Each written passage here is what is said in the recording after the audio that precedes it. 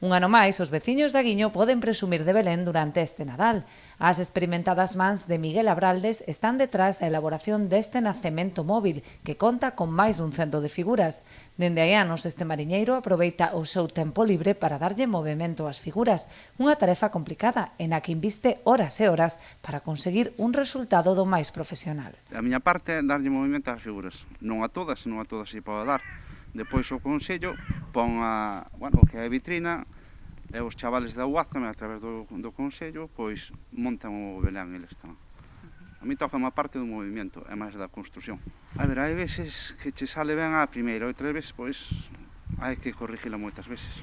Por rosamentos, a mellor queda atrancado o movimento, hai que andar a corrigir, pero bueno, suele dar bastante late. Bueno, faise con gusto porque este non é o meu traballo, é en tempos libres, pois é cando dedico isto. O nacemento incorpora este ano 4 novidades, entre as que destacan as figuras do cavador e das lavandeiras. Este ano fixemos 4 novedades máis, para ser un pouquinho máis distinto, e bueno, máis está montado un pouquinho de outra maneira, non? Para ser un pouquinho máis novedoso.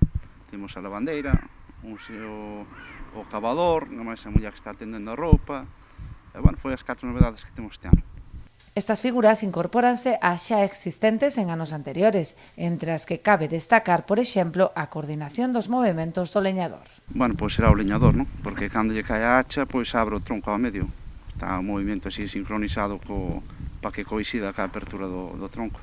Aqueles que desexen contemplar este nacemento, que conta con medio cento de figuras móviles e outras tantas estáticas, poderán facelo ata despois de Reis, en horario de 8 da mañá ás 11 da noite.